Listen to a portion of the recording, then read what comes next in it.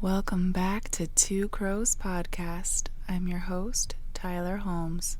I have people writing in and letting me know what states or specific creatures they want me to report on, and we had a few for Alabama. The first one I found was one I had never heard before, and it's the Wolf Women of Mobile. The first recorded sightings we have of her is in April of 1970 in some of the suburbs around Mobile. Some of them were Port City and Plateau, where people started having multiple encounters with this creature.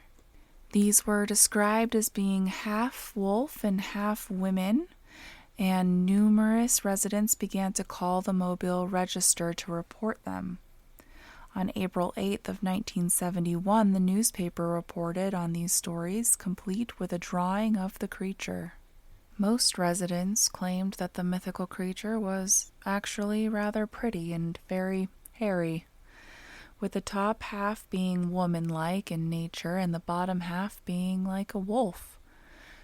Kind of like a minotaur, but wolf woman. Within a week after the reports in the newspaper, it received another 50-plus calls reporting the exact same sightings. Is this mass hysteria, or were people actually seeing this creature? Some of the callers reported they were chased, stalked, and later even saw the thing roaming in their backyards, but always at night. The residents would say it would look at them and was extremely beautiful, but would then drop down and run on all fours like a wolf.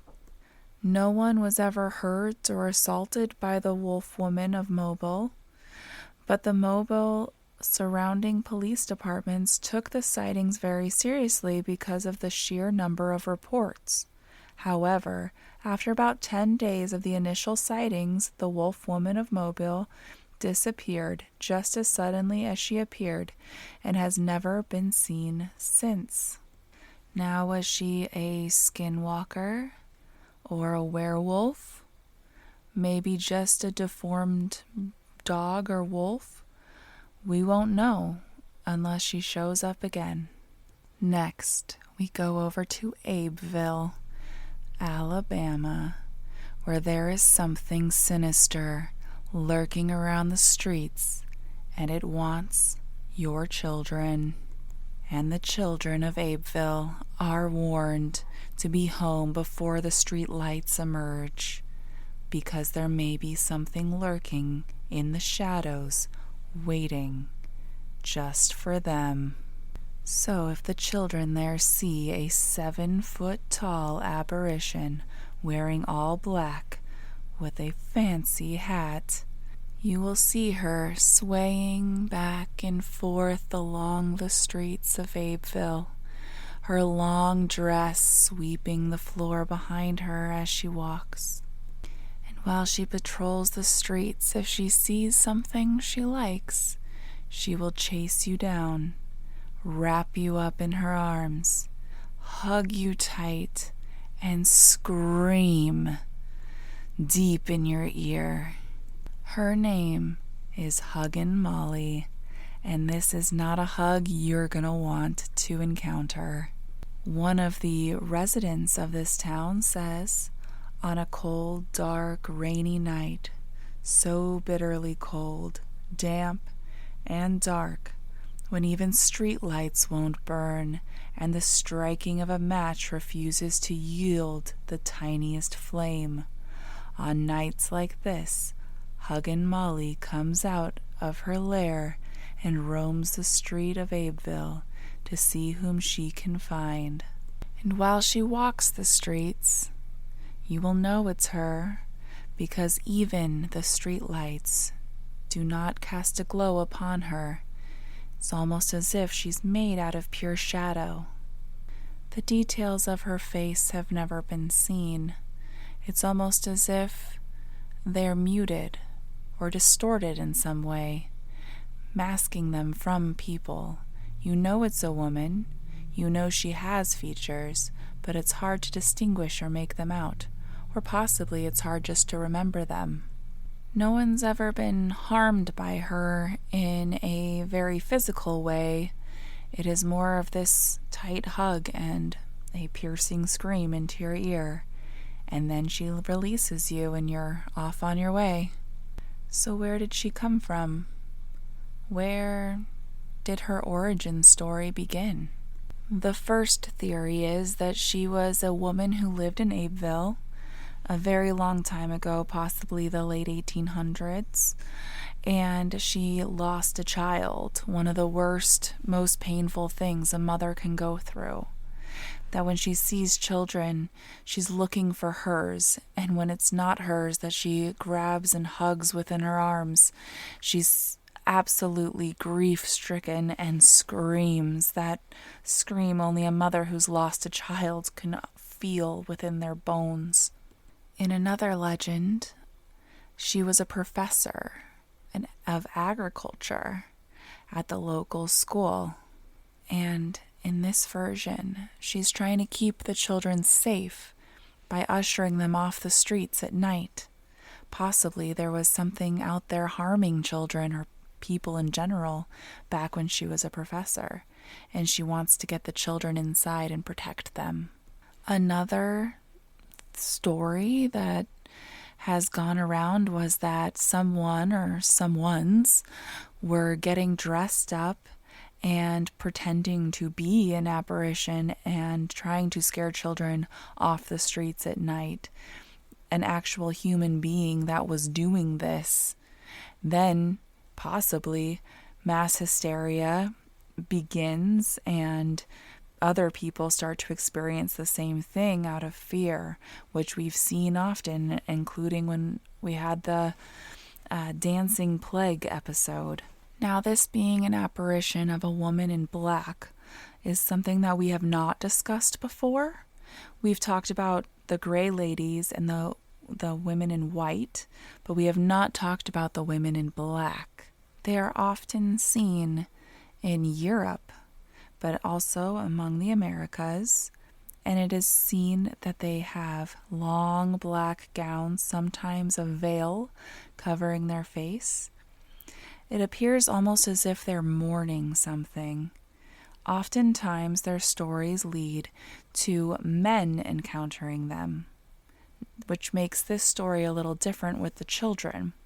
But men typically encounter them who have either recently had an affair or did something nefarious to a woman, and these women in black who are mourning for themselves also mourn for these other women and see something within this man in front of them that they saw in the partner that either killed them themselves or harmed them in some way, and go after and either scare, terrify, or haunt this man, sometimes even in the stories killing them.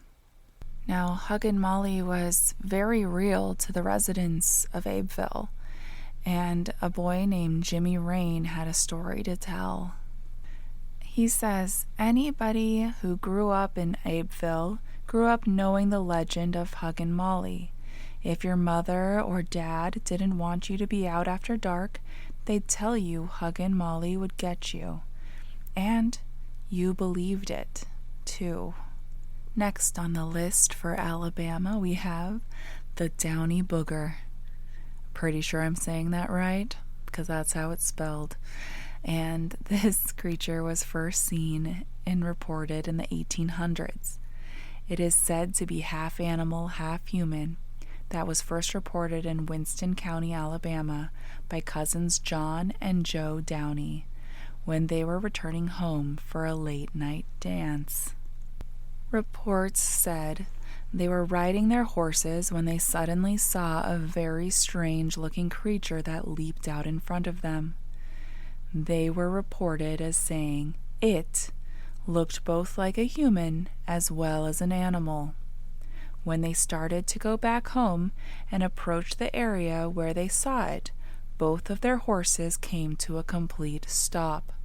No matter what they did, their horses would not move forward, so they had to turn around and go another way.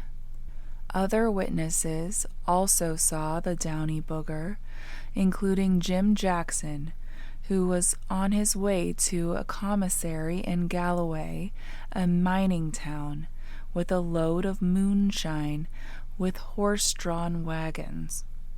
He suddenly saw this creature walking directly behind his wagon. His first reaction was to try to outrun it, and then he suddenly remembered his gun lying beside him to fight off would-be robbers.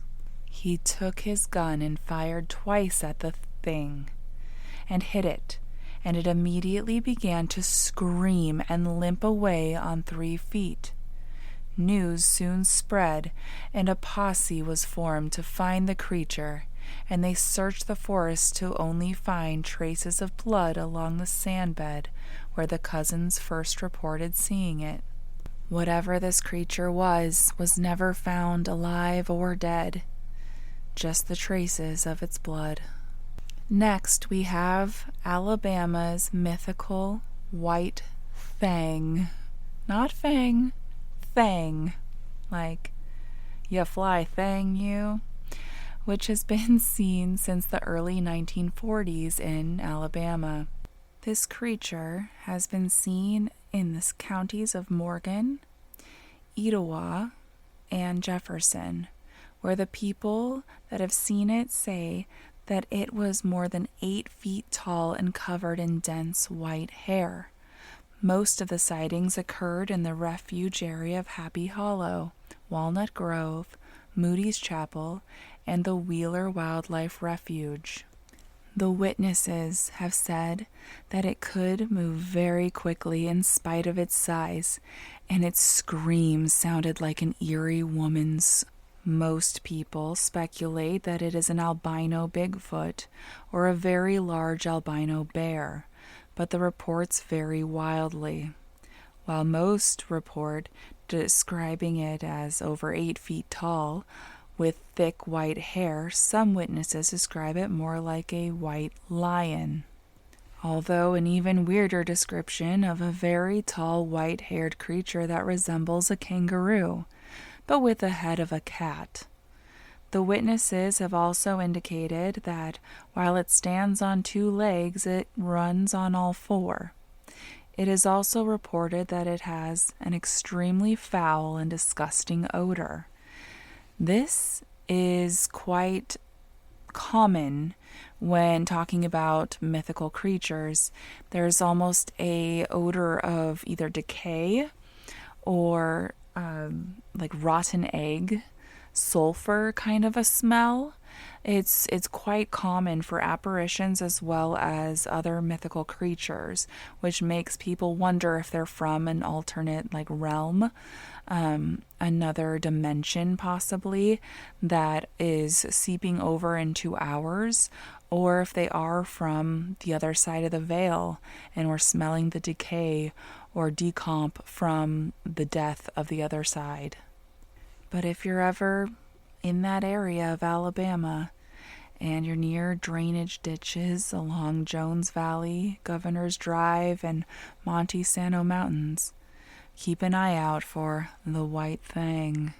Often they're described as having no eyes or ears, and a lot of times when they've been depicted in certain TV shows, they have used echolocation or some sort of other sonic location to be able to find their prey.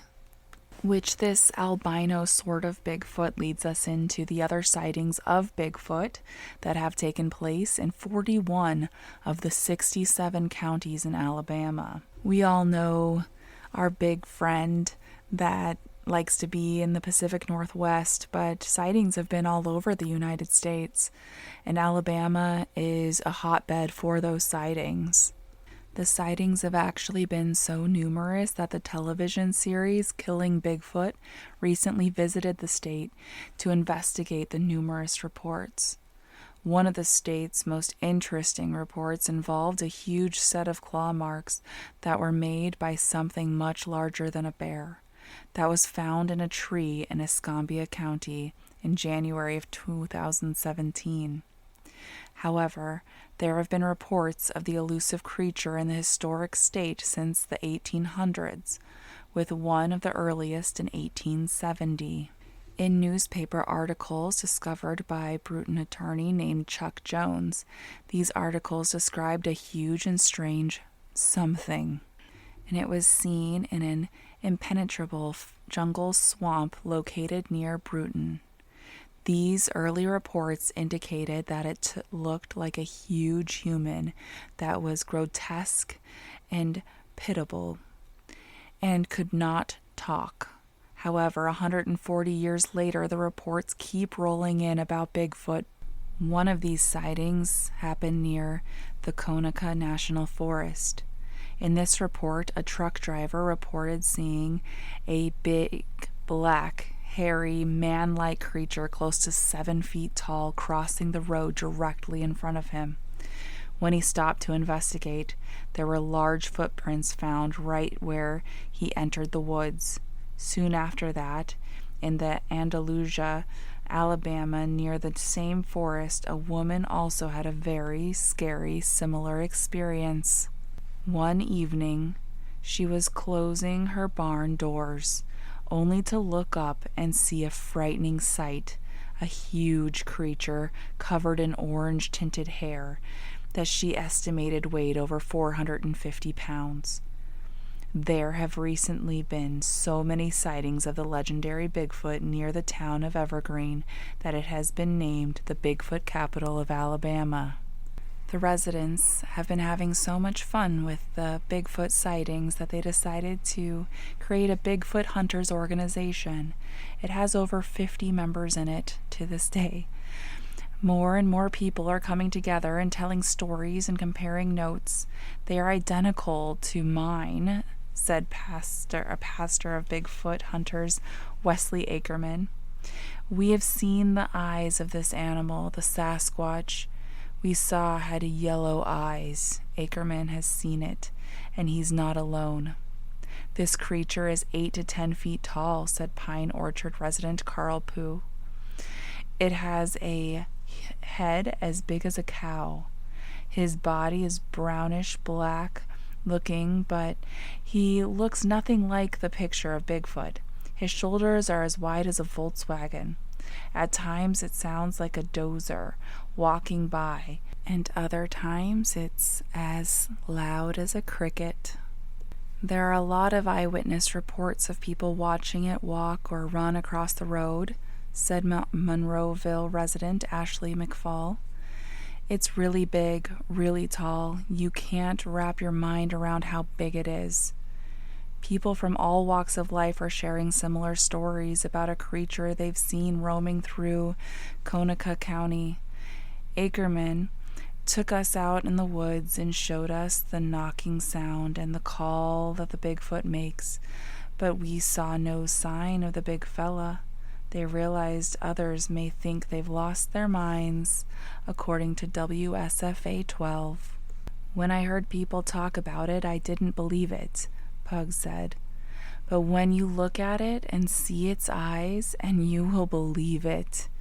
If I had one wish, I wish you could see what my eyes saw.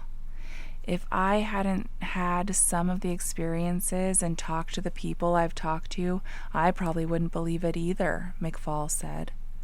What everyone wants is proof, McFall shared these Polaroid pictures with us. It's tough to make out, but he says these are footprints. It's the real deal, the mayor said. There's something out there. I think this will put Evergreen on the map as either the kookiest place in Alabama or the most interesting. It's one of those things you may need to check out for yourself. I used to live close by there, and I will say driving through the more desolate areas of Alabama are quite interesting, fascinating, and terrifying all at the same time. The greenery is gorgeous, but it's also very, otherworldly. If you've been through Alabama and witnessed things that were different for yourself, I'd love to hear about it. If you could go over to the YouTube channel and leave a comment of your stories, I would love to hear about them. Or you could email me and I'll leave that in the description. And as always, if there's another place or creature in particular that you would like to hear about, please let me know. I want to cover all of your interests. I hope you have a wonderful week, and I will see you next time. Crow out.